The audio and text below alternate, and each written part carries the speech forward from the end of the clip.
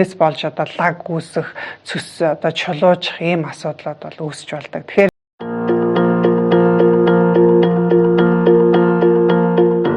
цус өтгөрөх, тэгээд цусны нугалралт үүссэн, цус чулуужих гэдэг их олон асуудлууд байдаг. Энэ асуудлууд ер нь яагаад үүсдэг вэ? за цус нь одоо яг бидний шээстэй адилхан одоо шүүрэл шүү дээ. Одоо ялгарсан бодсон гэсэн үг. Тэгэхээр цусны өөрийнх нь эрүүл хүний хувьд бол цусны өнгө нь яг сүрлэн юм шар өнгөтэй, шээс шиг ерөнхийдөө шар өнгөтэй байдаг. Гэтэл өтгөрсөн тохиолдолд ямар өнгөтэй болох вэ гэхээр одоо улам бараан өнгөтэй болно тийм ээ. Хар ногоо өнгөтэй, бүр газрын тос шиг ийм өнгөтэй болоод өөрчлөгддөг. За тэгэхээр энэ нь бол юунаас хамаарч байна гэхээр ерөнхийдөө зөвхөн ганцхан цус биш, элэг цус. Энэ хоёрын хоёулангийнх нь үйл ажиллагаанаас болж байгаа. Тэгэхээр энд бол нөлөөлдөг хүчин зүйлсүүд шалтгаанууд бол маш олон байгаа. Ер нь бол хоногтой илэгний эсүүд эрүүл хүний хувьд бол 1-1.5 литр ийм цусыг бол хоногтой үйлдвэрлэдэг. Одоо зогсолтгүй үйлдвэрлсээр хагаад ийм хэмжээнд хүрхэнэ штэ тийм ээ. За хэрвээ энийг бид энгийн одоо өөрөө баримжаалж болох ийм зүйлээр хэрвээ хэлэх юм бол ерөнхийдөө аягаар тооцоод үзэхэд ер нь хоногтой 4-6 аяга цусыг бол илэгний эс бол үйлдвэрлэж байгаа. Гэтэл цус одоо боловсруулах энэ явцсан доголдоод илэгний ачаалал ихсээд илэг өөрөө биеэ хоргоожуулж чадахгүй болоод ирэх юм бол энэ цус үүсэж байгаа тэр явц нь өөрөө доголдоод хоногтой ердөө 1 аягхан буюу одоо 250 мл хүрэх үгүй юу ийм цус ялгарах тохиолдол байдаг. Тэгэхээр цус хэрвээ бага ялгарч байх юм бол бид нэр эдсэн хоол хүнснээсээ нөгөө хэрэгцээтэй үндсэн шимт хижээл болох өөх тосоол авч чадахгүй ийм байдалд бол хүрнэ. За тэгэхээр үйлдвэрлэж байгаа цусны хэмжээ багасах, түүний дотор байгаа одоо найрлага нь өөрчлөгдөх энэ доголдол үүсгэхээс гадна бас юу явагддаг вэ гэхээр тэр цус ялгаруулах замын эрхтнүүдийн булчингийн үйл ажиллагаа бас давхар доолдож болдог. За түрхэн анхаарлаа наашаа хандуулна. Би нэг сургалтын зар та бүхэнд танилцуулах гэж байна.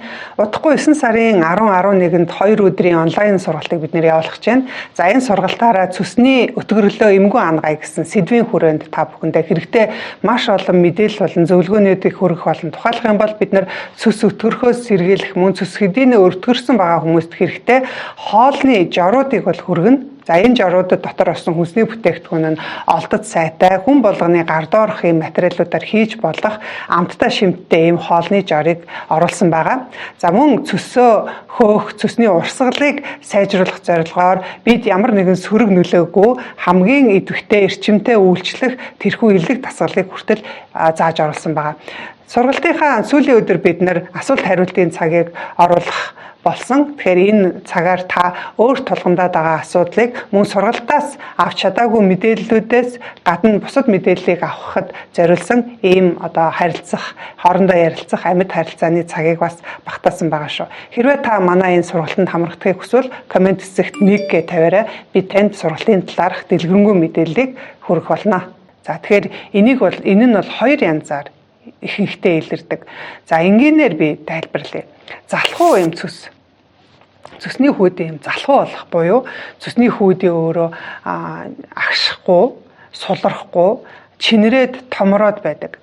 За энэ тохиолдолд мэдээж тэр хүүдийн дотор байгаа цус нь улам өтгөрөөд, цусны найрлага нь улам одоо тэр шингэн байдал нь улам гээлэн байдалтай ороод урсгал нь зогсонгошоод тэгээд тэрнээс болж одоо лаг үүсэх, цус одоо чулуужих ийм асуудлууд бол үүсэж болдог. Тэгэхээр ер нь бол цусны хүүдийн агшихгүй байгаа өөрөө бүрэн суларч чадахгүй булчин нь ийм үйл ажиллагаанд доголдоод байх юм бол нэг асуудал үүсдэг.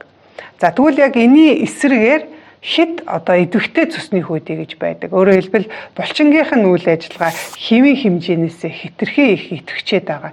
Энэ тохиолдолд цусны урсгал хэтэрхий одоо ихснээс болно. За тэгэхээр түрүүний цус залхуу цусны хүүдийн хувьд бол цусны хүүдий томроод байдаг. Ингээд томорсноос олж зэрэгэлдэх одоо эрхтнүүдээ шахах мөн мэдрэлээ очиж цочроосноос олж бидний хувьд бол одоо баруун хавирган доогуур нь чинэрч өвдөх тийм ээ. Ялангуяа өөх тостой хоол идсний дараа ийм завирууд илэрдэг. За мөн одоо баруун мөрөөр өвдөх, за тэгээд далны доогуур хүндүүрлэх гээд. Тэгэхээр ийм асуудлууд илэрч байгаа хүмүүс бол өөрийнхөө ерөнхийдөө цус их залхуу байгаад байна. Цусны хүүдийн тэр булчингийнх нь гөлгөр булчингийнхаа агших чадвар нь ерөнхийдөө сулраа цус томроод байгаа юм байна шүү гэж ингэж одоо ойлгоход болдог. Нөгөө цус нь хэрвээ хитрхи агшаад цус сунахгүйгээр жижигрээд урсгал нь өөрөө ингээд одоо хитрхи хэвийн хэмжээнээс ихсээд байгаа тохиолдолд бас тухайн хүндээ бол эрүүл мэндэд нь сөргөөр нөлөөлөхөөс гадна асуудлууд шинж тэмдгүүд бол илэрдэг. Айл тохиолдолд нь эзэн хүнд бол зовир илэрнэ. Өөрөөр хэлбэл цус хитрхи залхуу үйл ажиллагаагаа явуулж чадахгүй бол шинж тэмдэг завирууд илэрдэгтэй адилхан хитрхи их одоо идэвхтэй цусны хүүдээ ч гэсэндээ эзэндээ одоо завир шинж тэмдгүүдийг бол одоо өгдөг. Тэгэхээр хэрвээ залхуу болоод байгаа бол энэ тохиолдолд хөдөлгөөнийг нь идэвхжүүлэх ийм шаардлага мэдээж одоо бий болно. Хэрвээ хитрхи идэвхтэй байгаа бол тэр түүнийг нь тайвшруулах, чангараад байгаа тэр агчлыг нь тавиулах ийм арга хэмжээ авах хэрэгтэй болдог. Итгэцсэн ийм байгаа үед нь хэрвээ бид нэр цөсгөөх арга хэмжээ, цөс одоо туулгах арга хэмжээ аваад цөсөө угаалгаад ингэж байх юм бол байдал уламд ордно.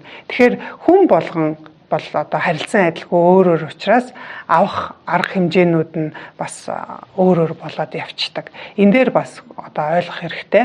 Нэг хүнд таарж байгаа арга хэмжээ нөгөө хүндээ таарахгүй байх.